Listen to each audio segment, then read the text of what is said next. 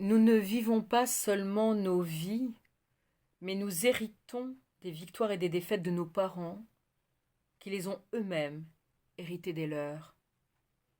Voici donc le Cercle des couturières de Ana Lena Ribera, paru le 5 novembre 2025 chez City Éditions.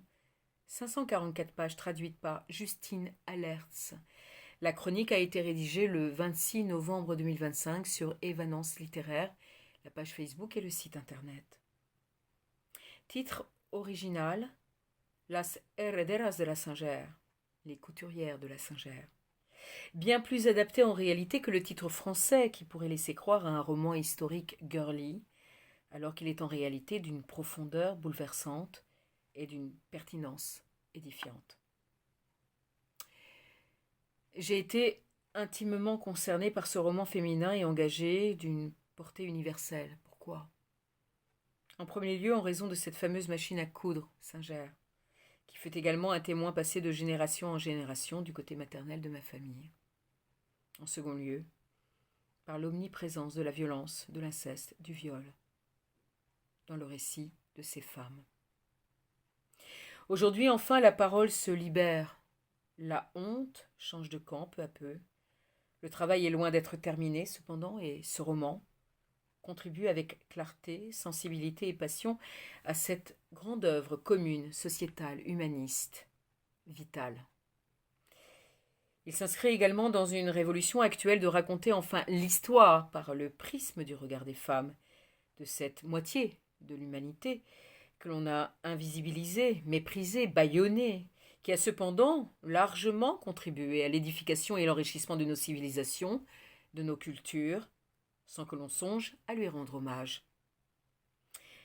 Bien loin de vouloir mener une guerre contre les hommes, mais désireuse au contraire de s'allier à eux contre un patriarcat et un masculinisme sclérosant et suicidaire, l'autrice nous narre, avec brio, tendresse et souci de vérité historique, le destin de 5 et non 4 générations de femmes qui, par leur courage ou leur silence douloureux et apeuré, ont participé à l'élaboration de la société dans laquelle nous vivons aujourd'hui, qu'elle soit espagnole ou autre.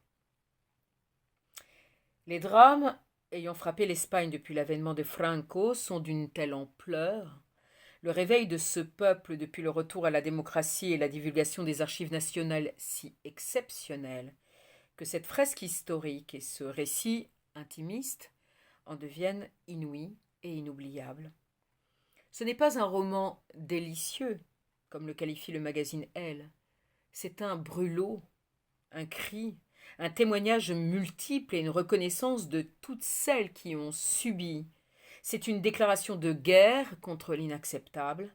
Ce n'est pas un texte gentillé et dans les clous, loin s'en faut.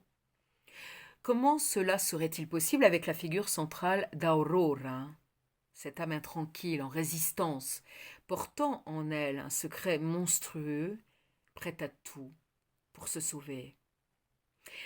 Ainsi, de Olvido, sa mère, mariée à Frutos, mineur violent et alcoolique vivant dans les Asturies, nous suivons les pas d'Aurora, au destin hallucinant, née en 1922, mariée à Paulino, mère de 3 enfants dont Agueda, née en 1941, unie à Jesus, mère de Anna, née en 1968, la seule à dire je.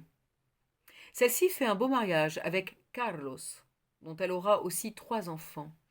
Parmi ceux-ci, Alba, née en 1996. Toutes, sans exception, vont subir la violence masculine.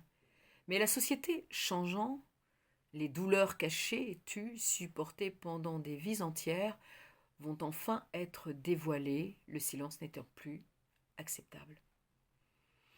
Un roman d'une grande justesse, ne laissant aucune problématique dans l'ombre, inscrivant le phénomène du viol dans l'histoire, en démontant le mécanisme, en démontrant les conséquences mortifères sur des générations de femmes et d'hommes, ayant empoisonné nos vies et ne devant plus abîmer celles des générations futures.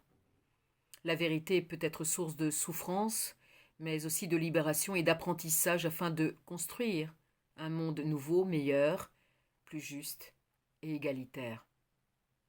Un roman tout à fait exceptionnel, fascinant et incontournable. Gratitude, Anna Elena Ribera.